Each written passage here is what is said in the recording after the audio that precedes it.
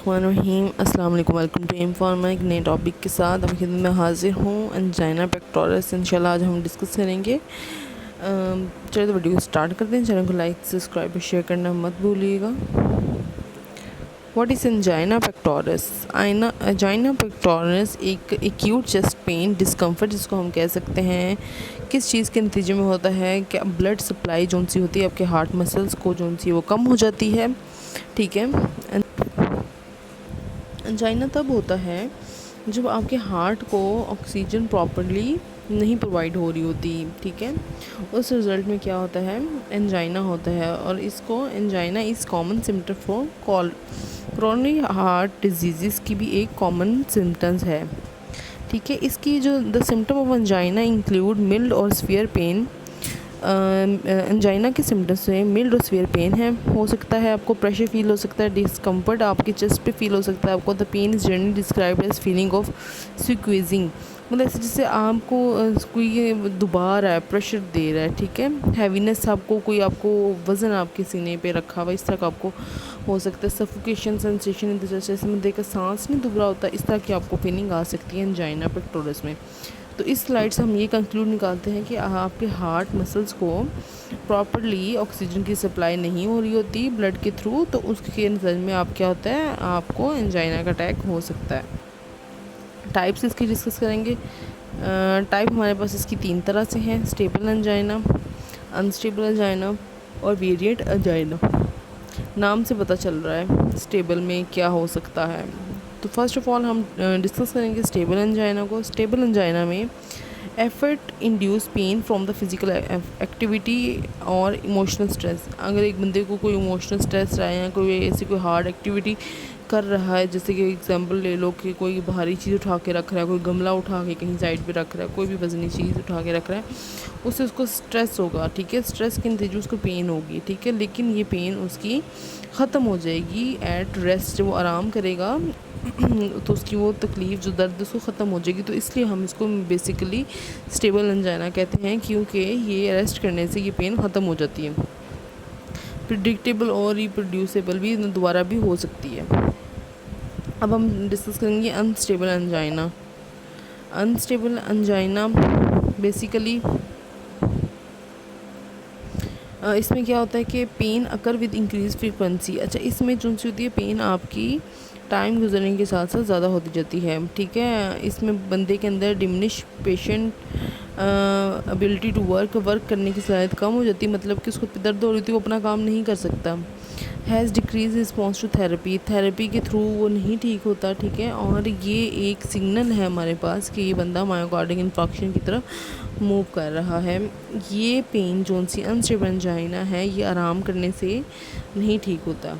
ठीक है, मतलब पिछला जोन सा था वो स्टेबल था कि उसमें आपकी आर्टरी में इतना फैट या इतना कोई क्लोट नहीं डिपॉजिट हुआ था। तो आपके आराम करने से आप ठीक हो जाते हैं, ब्लड फ्लो प्रॉपर हो जाता है, मतलब कि बंदा स्टेबल हो जाता है। लेकिन इसमें स्टेबल नहीं हो पाता। इसके बाद थर्ड हमने डिस्कस करना है वेरिएंट एंजाइना। वेरिएंट एंजाइना इसमें क्या होता है, बेसिकली इसमें पेन होती है ड्यू टू क्रोनिक आर्टरी स्पाम्स हो जाता है उसमें। मतलब कि मैं आपको एक स्पाम किस तरह एग्जांपल दूंगी कि अगर आप पाइप पानी वाला होता है, उसको पानी गुजर रहा है। ठीक है, आप पाइप को पकड़ के दबा देते हैं, स्पाम्स हो जाता है ना, आगे पानी नहीं जाता और पीछे से पानी आगे मूव नहीं हो रहा होता क्योंकि आपने पाइप को दबा दिया हुआ। सेम यही कंडीशन इधर हो रही है कि आपकी कोरोनरी आर्टरी स्पाम्स हो गई है, मतलब कि चिपक गई है, सुकड़ गई है, जिसकी वजह से यहाँ कोई क्लोट बन गया है, आपका ब्लड आगे मूव नहीं कर पा रहा था। ठीक है, पेन में अगर at certain times of day, इसमें दिन में काफ़ी दफ़ा आपको जो सी दर्द हो सकती है, but is not stress induce. ठीक है, इसमें स्ट्रेस नहीं इंड्यूस होता। कौन कौन से सिम्टम्स आपको मिलते हैं कि ये एंजाइना ही की पेन है कि नहीं? स्फीयर चेस्ट डिस्कम्फर्ट हो सकता है, हैवीनेस आपको फील हो सकती है, प्रेशर टाइटनेस और चोकिंग सीजिंग भी आपको महसूस हो सकती है।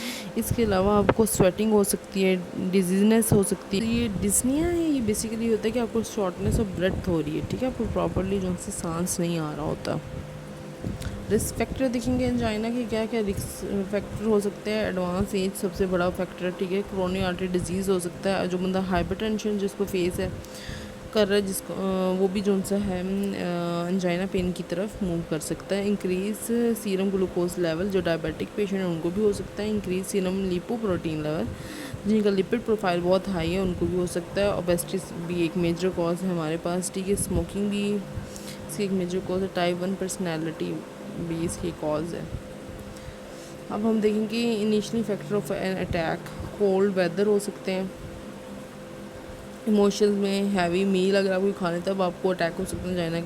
हाइपोग्लाइसीमिया में भी आपको अटैक हो सकता है, पेन अगर आपको हो रही तब भी, और स्मोकिंग में भी आपको अटैक हो सकता है। ये हम डिस्कशन करेंगे क्यों, explain why some of these factor में initiate an angina attack. Cold weather, emotion, heavy meals, hypoglycaemia, pain, smoking. अब हम इसको आगे फर्दर डिस्कस करेंगे कि क्यों ये फैक्टर लीड कर रहे हैं एंजाइना अटैक की तरफ आपको लेके जाने में। अच्छा, the first one is the why explain some of these factor में इनिशिएट एन एंजाइना अटैक। क्योंकि कोल्ड वेदर जो सा होता है इसमें क्या होता है कि टेंशन आपके मसल्स में ज़्यादा हो जाती है और इससे blood possible blood in the decrease flow. अच्छा, आप इसमें ये होता है कि बेसिकली आपका कोल्ड वेदर में ब्लड का फ्लो जो सा वो डिक्रीज़ हो जाता है, ठीक है, वो हार्ट की तरफ जाना कम होता है तो आपको एंजाइना का अटैक हो सकता है। इसमें हम क्या मेडिकेशन देखेंगे, नाइट्रेट्स हम इस्तेमाल करेंगे। Most commonly use drug for angina, मतलब उसी टाइम अगर आपने रिलैक्स होना है तो आपको हम क्या देंगे, हम नाइट्रेट्स देंगे। रिलैक्स वेस्कुलर, ये क्या करता है, relax vascular smooth muscles and cause vasodilation, और वेजोडाइलेशन करवाता है बेसिकली नाइट्रेट्स, और help with pulmonary oedema in congested heart failure में भी बहुत इफेक्टिव है। ड्रग लिस्ट दिखा देती हूँ आपको जो एंजाइना में इस्तेमाल हो रही है। Isosorbide dinitrate, isosorbide mononitrate, nitroglycerin, ये आगे इनके ब्रांड नेम्स ब्रैकेट में लिखे हुए हैं। नाइट्रोग्लिसरीन, मिनीट्रेन, नाइट्रोलिग्नोन और नाइट्रोस्टैट इनके ब्रांड नेम्स हैं। ड्रग ऑफ चॉइस है एक्यूट अटैक में, इसके स्प्रे और टैबलेट्स वगैरह मिलती हैं जो आप सब लिंगुअली इस्तेमाल कर सकते हैं।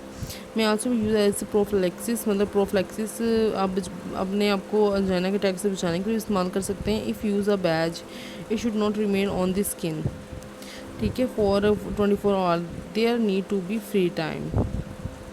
नाइट्रोग्लिसरीन के साइड इफ़ेक्ट्स, मेन एमसीक्यूज़ आता है कि नाइट्रोग्लिसरीन वेजोडाइलिटी की ड्रग्स हैं, उनके साइड इफेक्ट क्या है। तो first one is the severe headache होगा, then hypostatic orthostatic hypotension, orthostatic hypotension आपको हो सकती है, फ्लशिंग हो सकती है। ऑर्थोस्टैटिक हाइपोटेंशन इस तरह के जब बंदा एक सो के उठेगा तो उसको बहुत ज़्यादा चक्कर आएंगे, वो गिर भी सकता है, इसको कहते हैं ऑर्थोस्टैटिक हाइपोटेंशन। फ्लशिंग मतलब आपका फेस बहुत रेड हो सकता है। वार्निंग, नाइट्रोग्लिसरीन के लिए tablet must be dispensed in the original amber glass bottle में आपने डिस्पेंस करनी है। मेडिकेशन शुड बी रिफिल्ड, हमें मेडिकेशन को रिफ़िल करना है एवरी 3 मंथ और डिस्कार्ड कर देना है, रिमेनिंग ड्रग को हमने डिस्कार्ड कर देना है। कैल्शियम चैनल ब्रोकर भी देते हैं, ठीक है। रिलैक्स वेस्कुलर स्मूथ मसल को ये रिलैक्स करेगा। Some of these drug should be taken with food, या आप मेडिसिन जो सी है वो खाने के साथ ले सकते हैं, लेकिन आपने अवॉइड करना है। इसके साथ आपने कैफ़ीन का इस्तेमाल कम करना है। कॉन्स्टिपेशन इसका मेजर साइड इफ़ेक्ट है।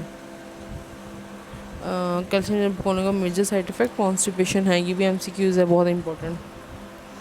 इसकी भी हम ड्रग्स देखेंगे कि कैल्शियम चैनल ब्रोकर में कौन कौन सी ड्रग्स इंक्लूड है। तो इसमें जो ड्रग्स इंक्लूड हैं वो बेसिकली है माइलोडिपिन, बिप्रिडिल, डिल्टाइजम, फेल्डोपिन, इसराडिपिन वगैरह इंक्लूड हैं। इसके अलावा निकार्डिपिन, नेफिडिपिन, नेसोल्डिपिन, विरापामिल और बीटा ब्लॉकर वगैरह भी इंक्लूड हैं। विरापामिल जो सी होती है वो टाइम रिलीज़ प्रोडक्ट है, ठीक है, मतलब आपने बेड टाइम में लेनी है, ये प्रॉपर टाइम में रिलीज़ होगी। ड्रग के अंदर पंप आउट 2 होल्स, इसके अंदर 2 होल्स होते हैं टैबलेट में। पेशेंट में सी गूस टैबलेट इन दी स्टूल, जो गूस टैबलेट वो पेशेंट को उसके स्टूल में नज़र आएगी। बीटा ब्लॉकर जो से effective in slow heart rate को स्लो करने में कारआमद है। डिक्रीज़ करते हैं मायोकार्डिक कंट्रैक्टिबिलिटी एंड लोअरिंग ब्लड प्रेशर को कम करते हैं। तो ये गाइस, ये था हमारा आज का टॉपिक एंजाइना पेक्टोरिस मैंने डिस्कस किया है। होप सो आपको वीडियो काफ़ी इन्फॉर्मेटिव लगी होगी। इन्फॉर्मेटिव लगी तो चैनल को लाइक सब्सक्राइब और शेयर करना मत भूलिएगा। इंशाल्लाह एक नई वीडियो के सभी खिदमत में हाजिर होंगी। तब तक डॉक्टर में दीजिए इजाज़त।